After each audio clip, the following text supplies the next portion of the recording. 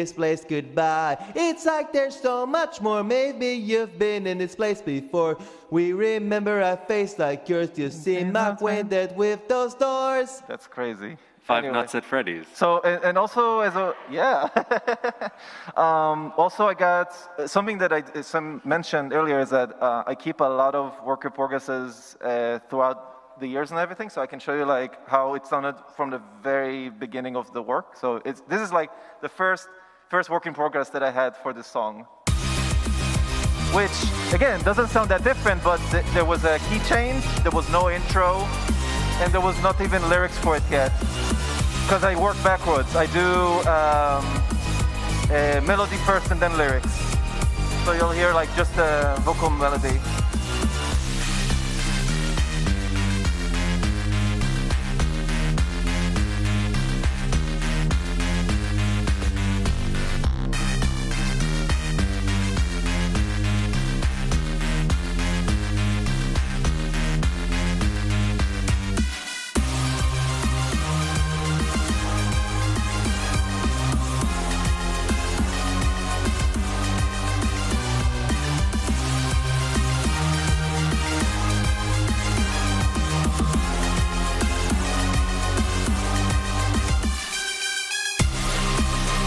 It's crazy how a lot of it has not been changed.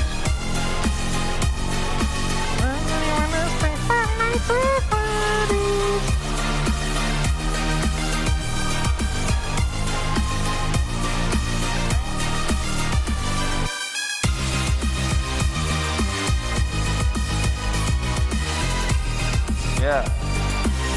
And I think like from this version, now we have like the intro in and the sound effects. Always Cat's permission, of course.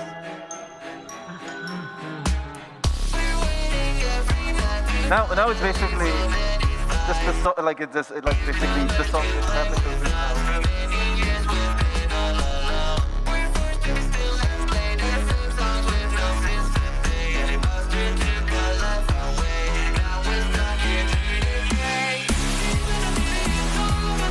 And I think I also managed to,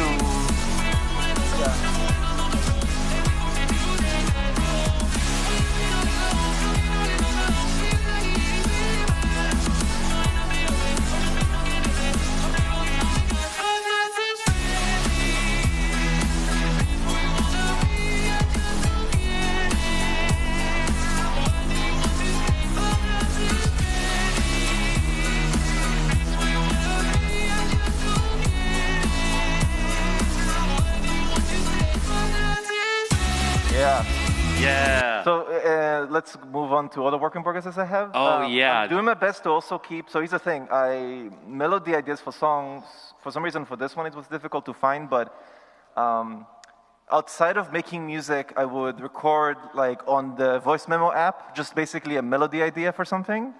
And Five Nights at Freddy's is comprised of 3 separate melody ideas that I had on different times and made them into basically one song, because it all felt like these 3 melodies kind of fit together, but that's only after the fact of recording them.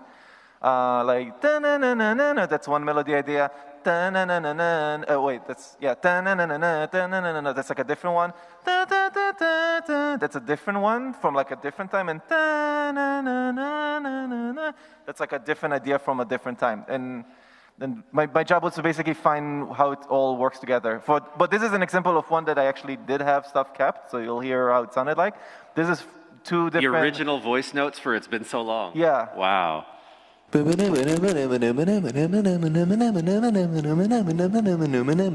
months of free music.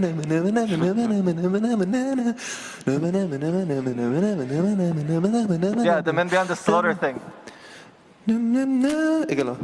And it's like, you know, like, but from here it's like now a different song.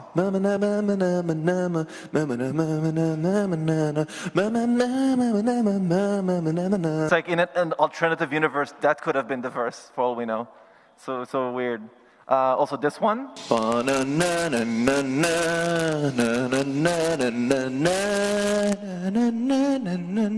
Apologies.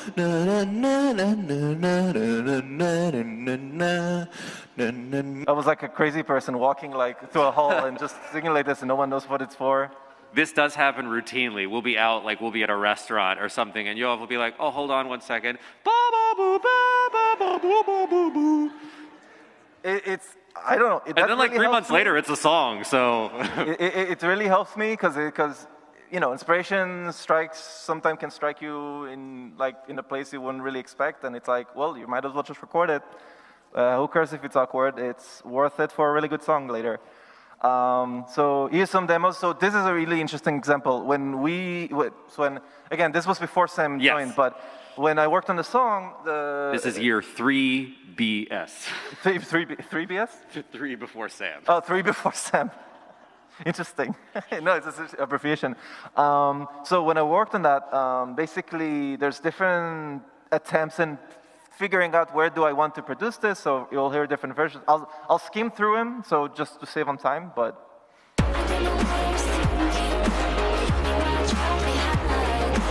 You experimented on drums a lot in these different versions. Different version.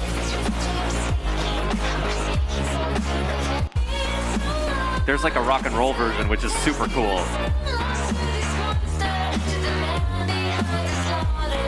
Different chords.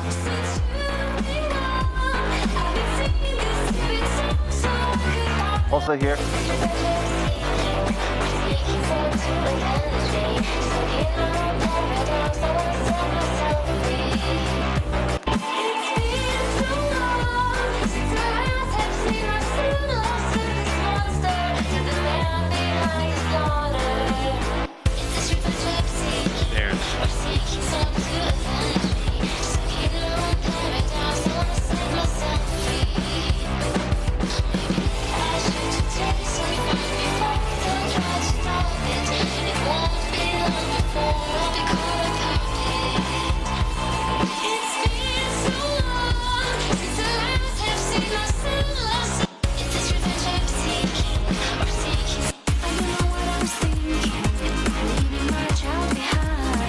Yeah, it was like having a more of a fest.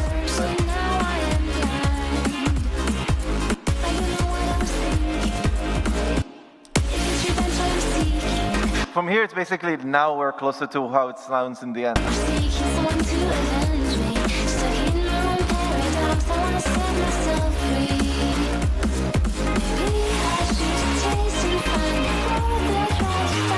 Here's another one.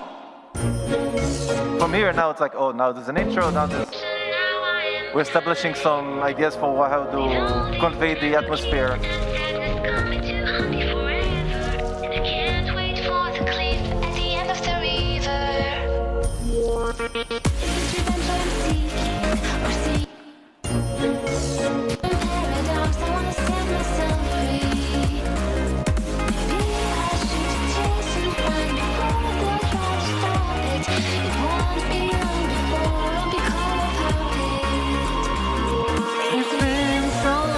Oh yeah.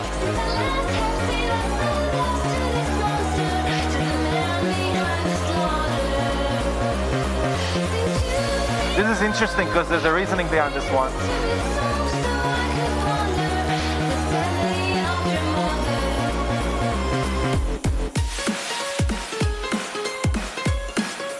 Like the idea was, I thought the chorus is like the breakdown to that moment, and instead it was like, no, this is also a very good moment. This should also have a beat. So, and again, some of the stuff from the fast beat kind of it was still in the final song because I kept some of the swinginess of the beats in the verse. And that's kind of like how the process goes. It's like sing what sticks, and if it doesn't work, we'll try something different. But stuff will be left over later when we work on the song. We also have some previews for Drunk. Drunk is also a similar thing. It's yes. And as you can see, Drunk used to be called Snoot. Oh, yeah. That's part. I mean, part of that is how we write too. Is Yoav tends to have sort of this nebula of melodies that like aren't associated with a theme or a story or an idea yet, but it's just like, oh, this sounds good. And so things tend to have work in progress names like Snoot or Tortilla, or like most of our stuff comes from names that sounds like that. And in fact, Drunk was actually a working name for the song that eventually became 01, but the word drunk has nothing to do with that song. Yeah, We ended exactly. up repurposing that for this one. It made working on the album very confusing. Yeah. Because it's like, oh, are we working on drunk? No, we're working on 01. What is drunk? Oh, it's snoot. Okay. Yeah. Not confusing at all. But that's why we started to name stuff like Tortilla, because we said there's no way we're going to call a song in the end Tortilla. No way. And then we might end up Coming having a this song called summer, Tortilla. the Living Tombstones, Tortilla. Same ordeal, melody ideas. That's for the breakdown.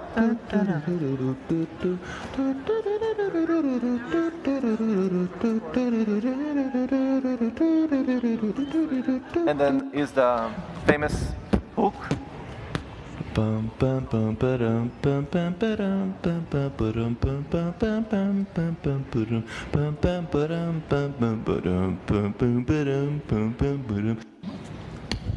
Funny enough, this was on the way back from a PAX East in 2019. No way. Yeah, I mean it says South Station, so this was when I took like a train back to New York, where at the time I used to live, like Sam and I used to live.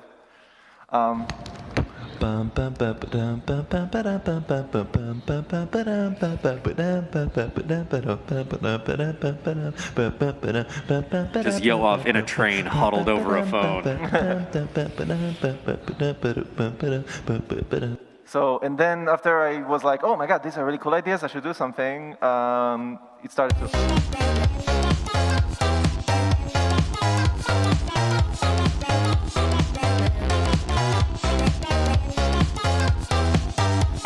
It would have made impossible for Sam to write, you know, Yeah. this really fast rap. Bottle of scotch, fruit on the rocks, the shot of Kashata, Vakasaki, Kamikaze with the handle of stereo, Yankashiri. Yeah, impossible. It's Absolutely possible, it's just now it Yeah. seems like way too fast. not. Yeah.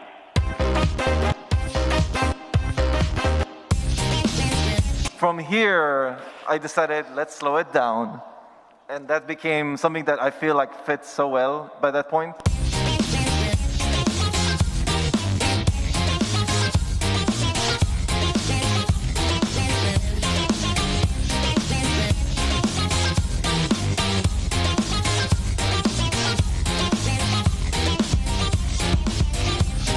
And then when we started to work on the vocals together,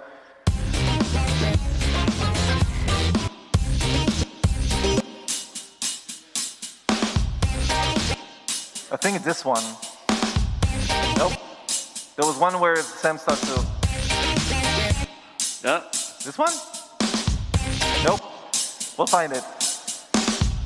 Nope. Nope. Sorry. Just one drink. There we Gonna go. keep it mellow. Responsible night for a polite fellow. Say hello to my friends and comrades. Don't tend to offend, so I say perhaps just two drinks. As a social courtesy, we can raise a glass to our past fraternity. And certainly a perfectly normal and formal get-together, but it's been forever since we gathered, so whatever. Just three drinks. For the sake of the old times, proceed with tequila shots with a dish full of cold limes. The whole nine, laughing, remembering all the old lines. Never used to work, but I could give him another try. Just four drinks. You know, take the edge off. I've had a hard week. I deserve to get sauce. Pick up another round as my friends depart, and they may not stick around, but I just got started.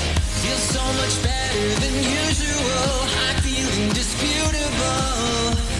Oh, I think that I might be beautiful.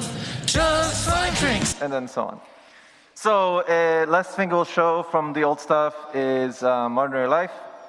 Not much there that I can show that's that different, because you'll hear like... a lot of it was working with like the melody idea from the show Nishijo. And I have a very long history with Nishijo, given how I'm a really big fan of the show. If you guys, I don't know if it's like old, but there used to be a thing called AMV Hell, like a long time ago. Oh my God, people still recognize. That's crazy. So I used to be such a huge fan of like that weird series of joking on AMVs that I was participating as a different alias at the time. I used to be known as Cool Fox with a K. And I did like a bunch of really funny little like, edits for them. You know, like this one.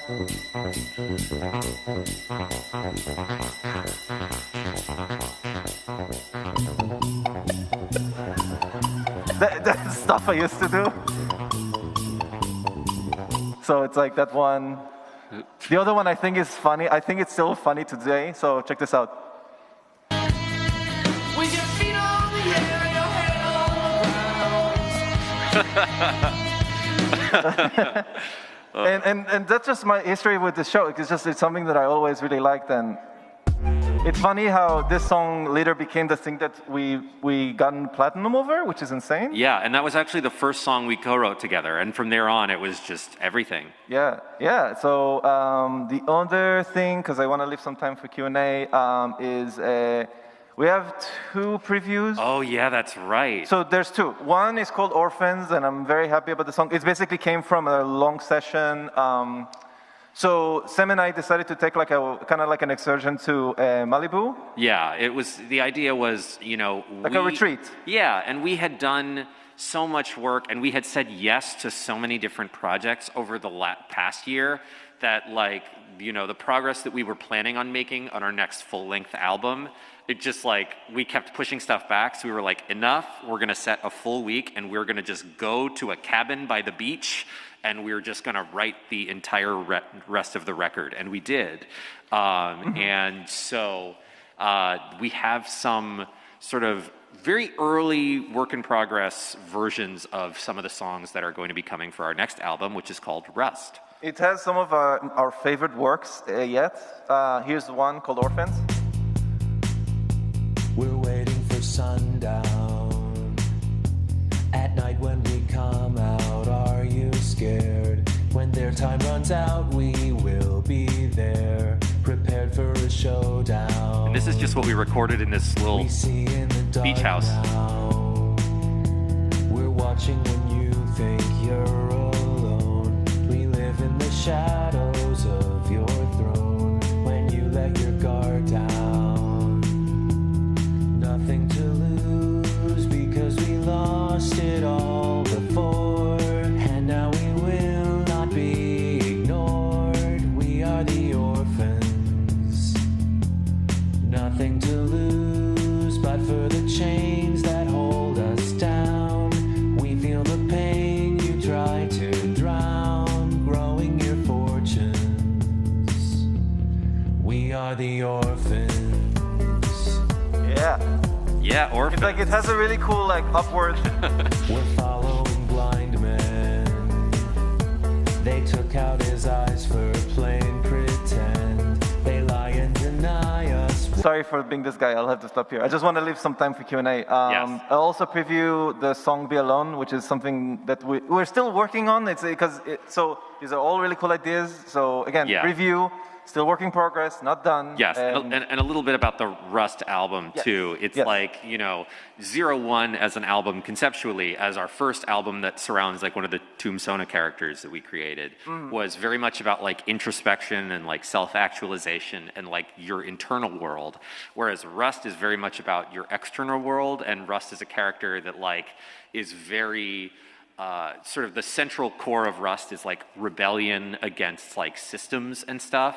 And so trying to create stuff that is like outwardly facing in that way and feels like, you know, it's engaging with the world and that kind of thing. So that is part of the challenge of putting together this album too.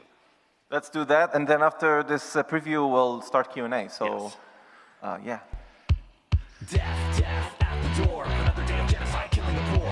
Debt compounding more and more. Pound of flesh for the capital core. Lack of cash is a personal failure. Bail out the wealthy, pay off the jailer. Taxes on the wrong side of the tracks. What's it for? To pay for war, to mine it, or to take the oil from a sovereign shore. Fuel for the rocket, T-4 to the way out. If you pay out, but you'll have to stay unless you can afford. The systems are broken. Declaration misspoken. Life, liberty, and your happiness sold for profit. And there's no way to stop it. Close your eyes so the DJ can drop it.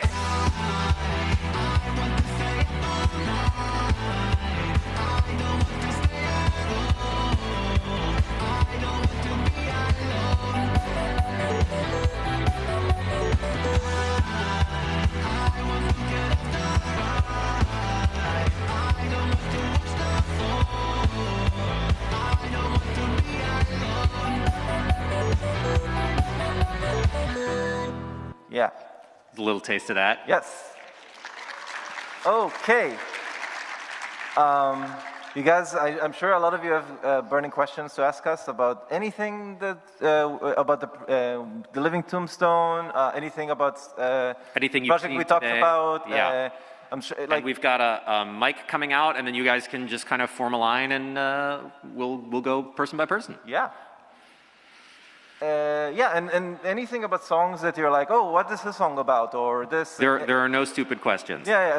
Again, like this is Yeah. like a way to get into more detail about stuff that would be interesting. Absolutely, So yeah. I think we can start. I mean, I see the line.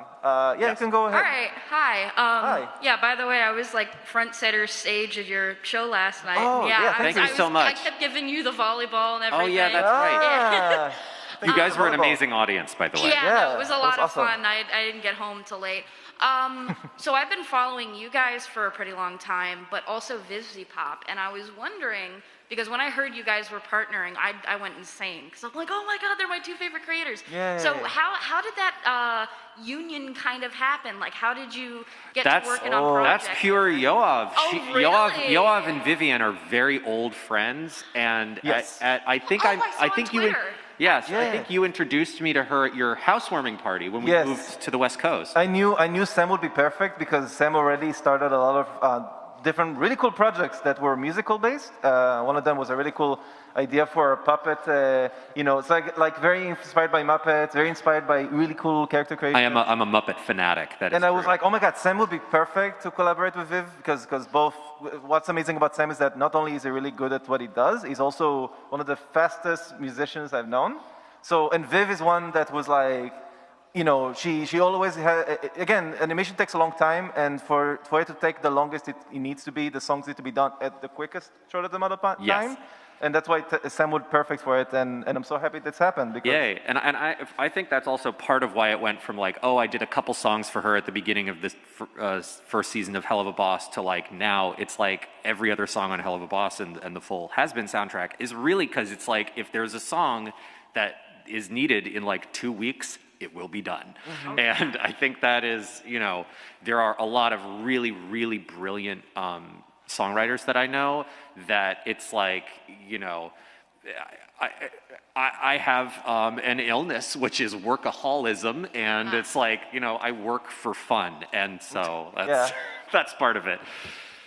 Yeah, no, that's a great. I figured Yoav was friends because there's like a really old tweet from it's got barely any likes where I think you broke your nose and Vivian was the only one that commented there because I was looking up something related and I was like, this is a weird tweet from like God knows when. It's really interesting. So yeah, thank you. Yeah, thank Of you. course, Yeah, wow, really cool.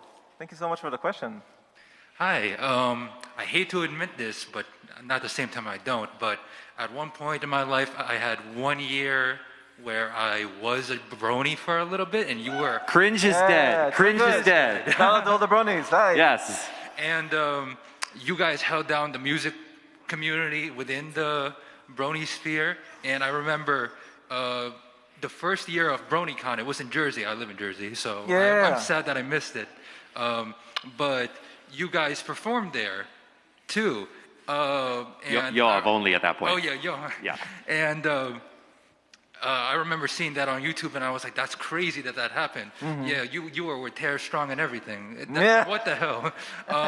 That being said, any fond memories from BronyCon of that first year? No, I think it was the first time I ever signed an autograph to anyone. I remember we came in basically with my family because my family came to support, and it was a really interesting experience to go to New Jersey to see, because it's all through the internet, it's like there's always this barrier when you do stuff on the internet. It's like you see comments and people, and it's like you don't easily can identify it, and suddenly you go to the convention, it's like, and you sign my autograph, and I still have this like really crappy autograph where it's just my name, but like normal letters. It's just whatever. But it's like that was such an experience because the fan that went to ask for an autograph was like shaking, and I was also shaking. So it was like, That was for me like a great memory because it's like, wow, I didn't realize that in person this suddenly has this volume and you connect with people this way. So that's and since then it's basically just meeting other people who felt likewise. It was cool. So that's definitely like a very big memory for me because it's the thing. The Brownie fandom, it was a really big fandom, but because it was a fandom that people were very new to, it also was disorganized. But it happens. So. In the same time, I'm very appreciative of it. I'm happy that we all got to be part of it. So, yeah. Thank you very much. Thanks for your question. Thank you so much. Howdy. Hi. Hi. My question for you guys is, what's the weirdest thing you've ever had to autograph? Ooh. I don't know if it's weirdest, but so far at every con, hasn't happened at this one yet, but so far at every con we've been to, someone has asked us to autograph their forearm and have immediately gotten it tattooed. Yeah. It happened like twice. Hasn't happened at this one yet, but so far it's 2 cons in a row. Yeah. There we go. Again, we're keeping not the streak encouraging alive. If it's something that you really want to do, we're more than happy to do it. So yeah, like, Yes. Thank you so much. This is really, really cool.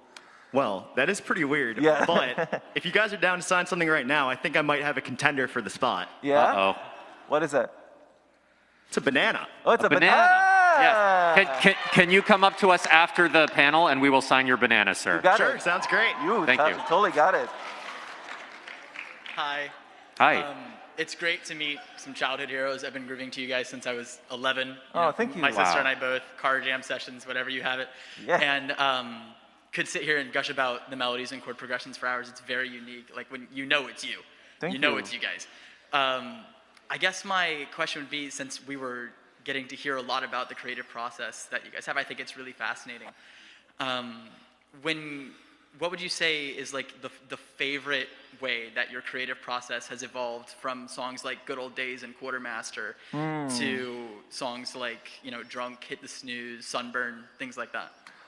That's a great question. I think it's really just the fact that when because you said like, Good Old Days and Quartermaster, those songs were like not taking that long to make. And part of the reason was, and I'll be honest completely, it was easy to find something that was like a cool thing, like a drum set. Like there was, at the time in the Brownie fandom, people joked that I used to always have my drum progression be kick, snare, kick, snare, kick, snare.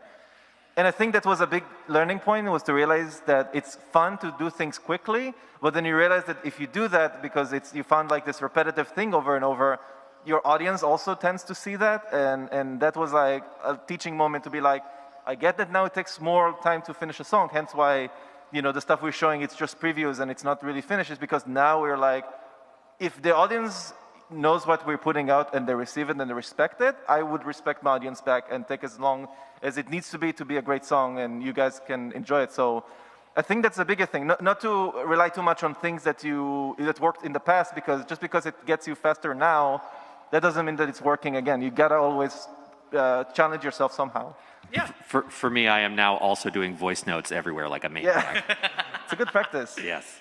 Thank you for your question. That's awesome. Thank you guys so much. Keep doing what you're doing. Thanks so much. Thank you so much. That's a great question. Hello. Hey there. Hi. I've got one simple, well, kind of 1.5. What is your guys' origin story? I want to know. And like, when did you know that working together was going to work and it clicked? That's a good question. We're really limited, so can I do the super fast Yeah, do version? it as fast as Okay, so we have a mutual friend who's a voice actress in anime. Her name is Brittany Lauda. She was leaving New York the first week Yoav got to New York and having a farewell party. It was a karaoke party. We met at the karaoke party.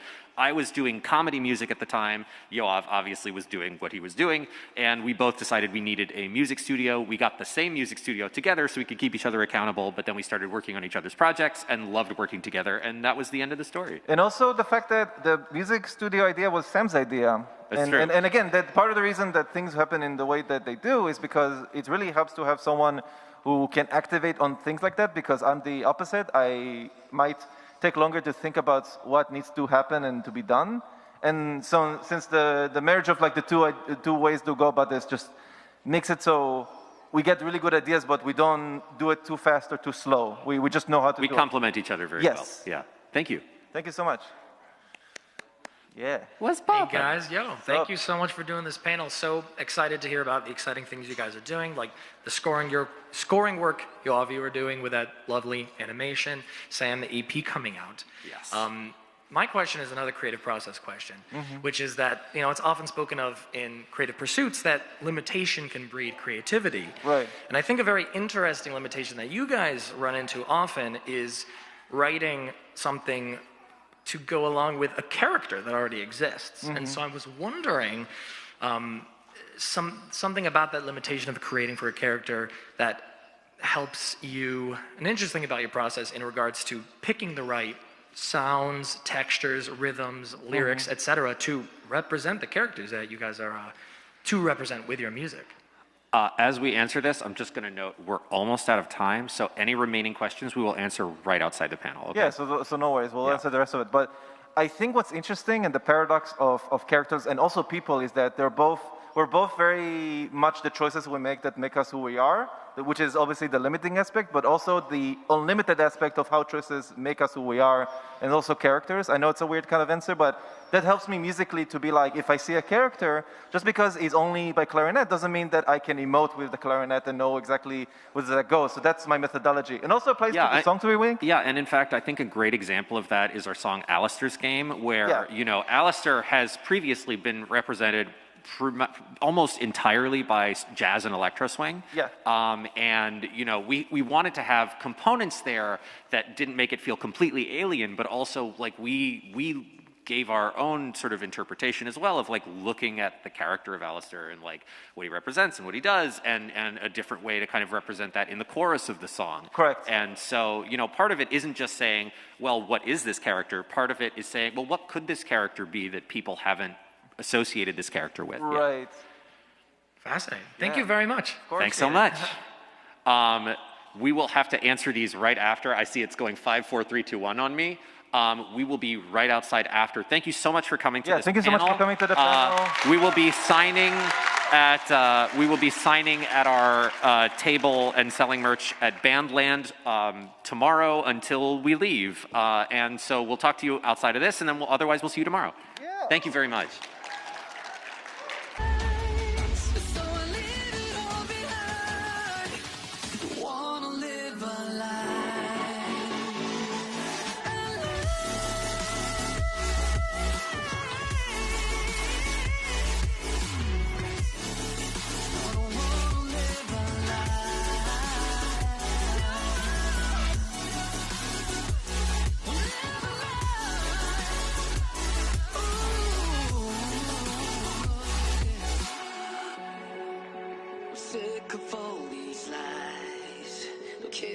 I like to think of being a mayor as a ballet, a delicate dance of action and reaction.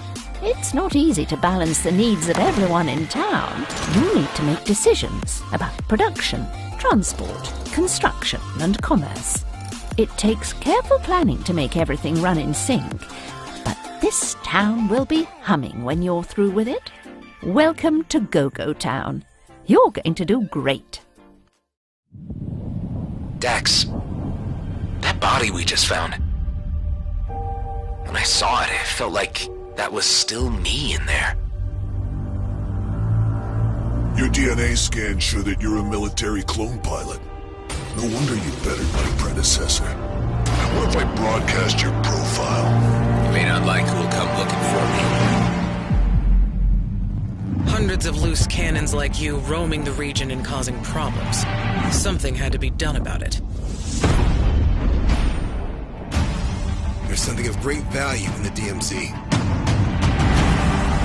One big, easy job. Be my ticket out of here. And yours too. Your authority, your traitors, your lies, and your filthy presence have no place here. They call themselves Okar Prime. Any opportunity to trigger a new war would suit their purposes perfectly. It is time to be clear about your allegiances. We can leave you in peace, or I can put you and your companions on a high-priority eliminate list. Which will it be? You don't understand what's at stake. So, are you in?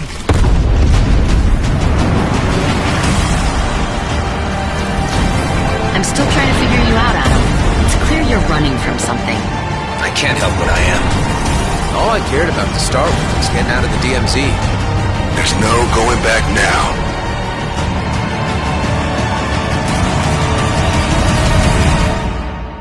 Things are looking up, Hive. I think I see light at the end of the tunnel. So?